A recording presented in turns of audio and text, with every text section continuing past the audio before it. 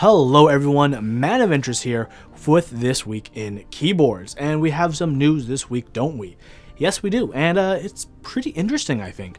There are 5 primary topics this week, which that's a lot compared to what I normally want, but I think they're worth mentioning before we dive into the rapid fire section. And even among the rapid fire section, there may be some diamonds in the rough, so not too bad for the news today. First off in the news is the Slipline by SwitchMod.net, as Comet is now slowing his roll with selling lube and now he's picking up new projects to expand SwitchMod. I think this is a really cool way to go. The Slipline is a small scale stock keyboard buy that features a 69 key layout like the Magic Force 68, which is a lot of people's first keyboards. Pretty cool. The Slipline will feature a 6.9 degree angle, is a top mounted case with seamless sides-ish, something that, curve. Have a centered USB-C port with a fixed split right shift and a bottom row as well. The RGB underglow will be visible for those who go with a polycarb bottom, which I think is like the best option to go with. Come on. So unlike the plethora of group buys, the Slipline, like I mentioned, won't be a group buy. When you buy this board from SwitchMod, it'll be in stock, which means it'll ship out to you probably within a week. The sale date is still a bit TBD, but these boards will be a limited first come, first served deal. I like the side design of this board. I think the layout is essentially a better version of the FC660C's layout since the nav cluster feels much more reasonable with 4 keys instead of 2. Personally, if I'm able to nab a spot, I'll probably grab an aluminum top with a polycarb bottom. So yeah, this is a pretty cool project that Comet has taken on, and I can't wait to see more builds of people receiving this, building them up, and how will they all turn out, because it looks promising. It looks promising. Next up in the news is a very exciting countdown. It's the countdown for the Zekk.works Ogre. The Ogre is Zekk's 60% that features an O-ring mounted and sandwiched plate, and for $400 you'll get this board with either a full aluminum or half polycarb plate. Honestly, I think half polycarb is going to be the move.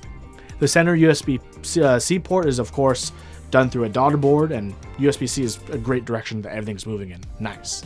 The seamless sides are simple and elegant, and it looks like it'll be a simple looking board that will perform solidly as a workhorse in your stable of boards. So when's the raffle? There's going to be 2 windows to join on July 4th. Great dates. You can either join 10 a.m. Eastern or 10 p.m. Eastern. Each form will be open for 10 minutes. I wish everyone the best of luck because there's going to be a hard limit on the amount of units at 35 units available. The colors if you win will be red, dark gray, black, or silver. If I don't end up getting an Ogre, I'll be crossing my fingers that an HHKB one will exist in the future, but I hope I get both this one and that one, but other great projects Zekk is working on.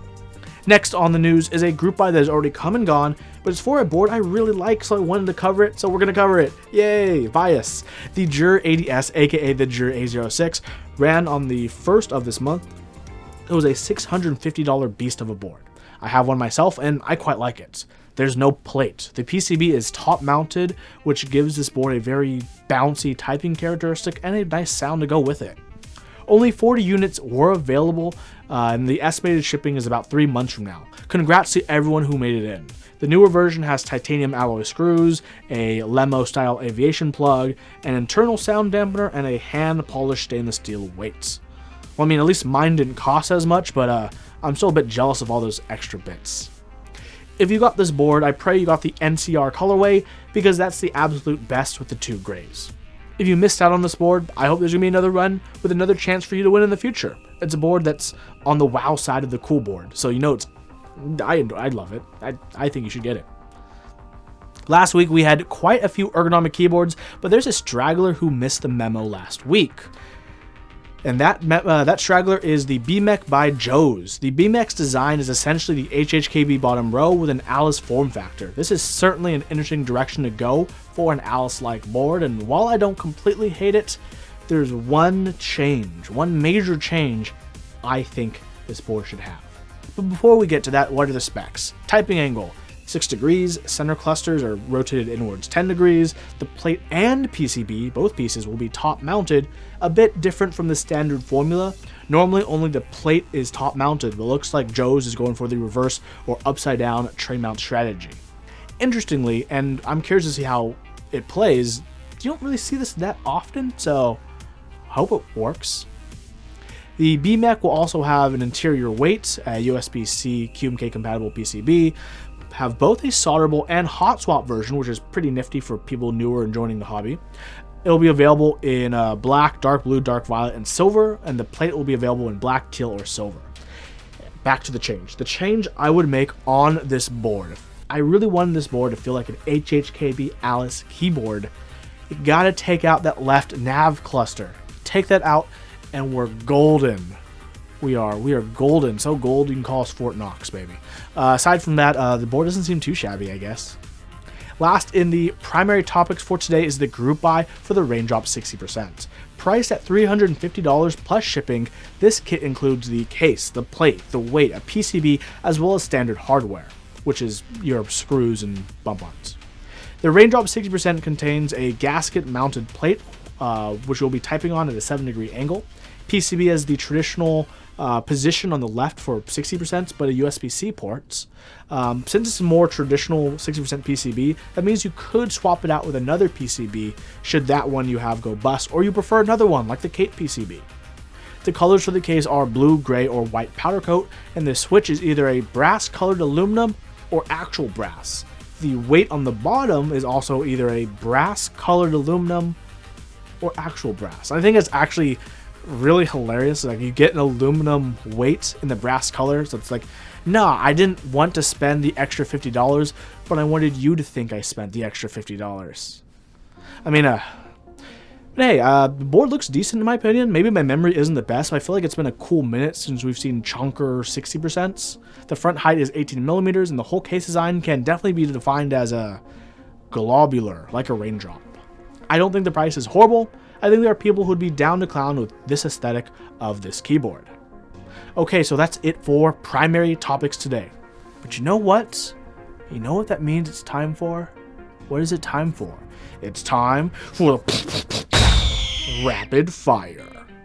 Today's Rapid Fire was brought to you by Novelkeys. And I'm like the worst at my sponsor spots because there's always like too late after a restock where most everything is sold out already. If you're a baller on a budget, check out the new Cherry PBT set, the black on white and Vaporwave colorways. And hey, if you're buying anything that's currently in stock and not a group buy, use my promo code HUEY for 5% off your order. Now let's get to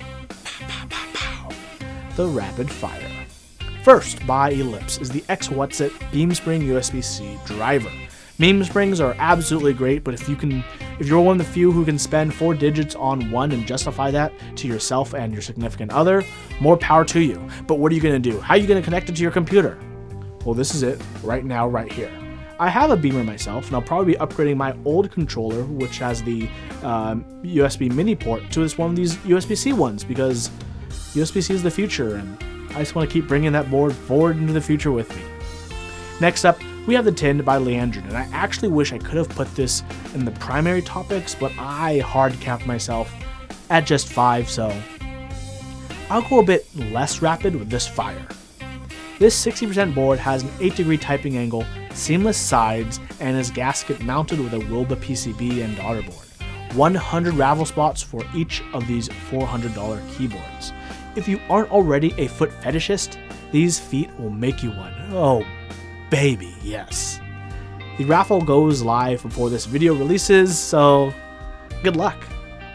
Next up is GMK Bread, aka How GMK Cafe Should Have Been. Jokes old, I'm sorry. This carb-loaded group buy is currently running on Canon keys for $135. Real bread might make you fat, but GMK Bread will make you fat. The Oki V1 is not okie dokie. Imagine having an arrow blocker, an arrow snuggle buddy blocker, and a corner blocker on the same board.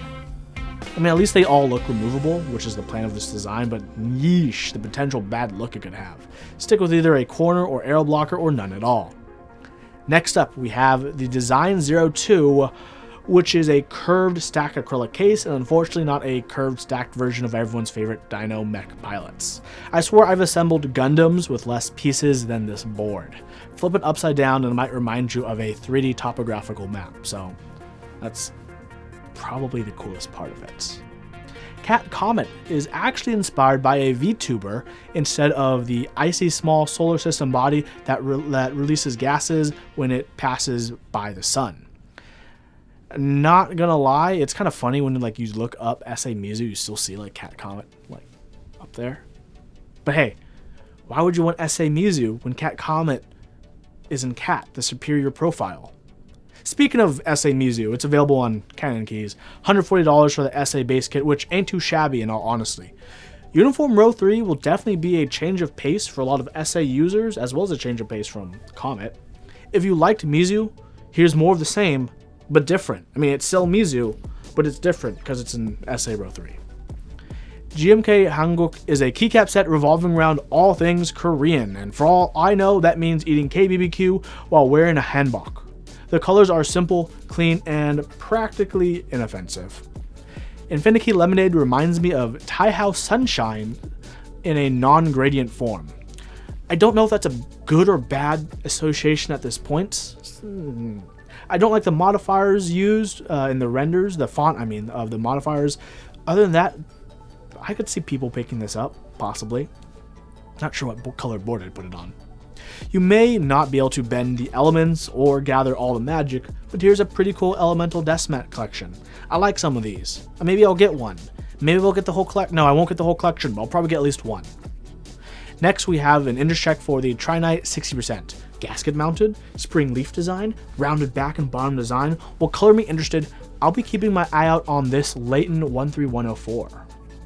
Moving a size up, we have the tandem 65% boards, thick bezels, and a knob. Sounds perfect for the 2020 crowd. Oh, you got some flex cuts on the PCB and a half plate. Okay, now you got me a little interested. Yeah. 7.75U wind keyless blocker throws me off, but I don't blame or hate you for it. Any artisan knobs available? So you know how a few weeks back Velocifier was working on that Ergo 104 keyboard? Well, now they decided to browse Taobao and find this. Basically, the top is all magnetic and each switch goes into a little module that goes magnetically on top of that plate. And you can use that to customize your layout. Conceptually, it's pretty cool since you can ergo it up however your heart desires, since all this looks like it can be very moddable very quickly and very easily. That sounds actually pretty interesting. Maybe I should get one. The Nura TKL is cutely named after the woman Gadzukun married. Congratulations. This 5-degree TKL features a dual weight design on the back, which is one of the most unreasonable things to tickle my pickle, but yet it does. As long as this is a solid overall case, people will want another TKL to round out their collection, so yeah, not too bad.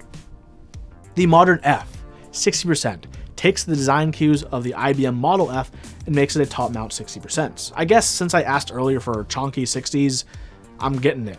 I'm not going to complain about a chonky 60 here and there, you know what I'm saying? You know what I'm saying. It looks very much like a CA66, which that makes sense. They're both inspired by IBM boards of a similar era. If cork feet aren't included, I will riot. GMK Birch's colorway has a lofty inspiration from Finnish designer Eero Saarinen. I'm not pronouncing that right, but that's okay. Honestly, it just seems like a calm and creamy set until you pop in those blue accents, which to me is a bit much. It's a bit much. PBT Blue Cyrillic is the last thing we'll cover today, and it's a white on black set with blue Cyrillic sublegends. Sometimes going with something simple and classic is the way to go. It's going to be made by TKC, who I hear are always working on improving their legends, and if that's the case, this could be a compelling buy for a lot of people. Well, that's it for this week in keyboards. Thank you everyone so much for watching. If you guys like what you watch, consider hitting that sub button if you're not already subbed. Ringing that, then shooting that notification bell. Pew pew, ding ding ding ding. You know what I'm saying? I have other videos. They come out sometimes. I stream sometimes, but it's hard to pick if I want to stream, if I want to make a video. Can't do both at once. I'm not Superman yet. But yeah, thank you everyone so much for watching. Check out Novel Keys, the sponsor. Hope to catch you guys in the next video, and don't forget, keep on keyboarding. Pow, pow, pow, pow, pow, pow, and you thought I was done. Pow. Okay, let's read some comments. From Skywalker856. Why are my spacebars upside down? They're not upside down, they're comfortable. Yeah, they're upside down, but I like it that way because they're comfortable in how I rest my thumbs in the spacebar. From Fred Flint, am I Filipino? I am not Filipino. Andrew Alexander says, just want to say you were wrong about the casualness of the group buy for the Primus. Was sold out in 3 minutes. Come on. Some group buys tell in like 30 seconds. 3 minutes is like an eternity in comparison. And from Colin, Keyboards Tonight needs to make a comeback this year. You know what? I agree with you. It should make a comeback this year. And I think it will. Everyone, thank you so much for watching once again. And hey, don't forget, keep on keyboarding.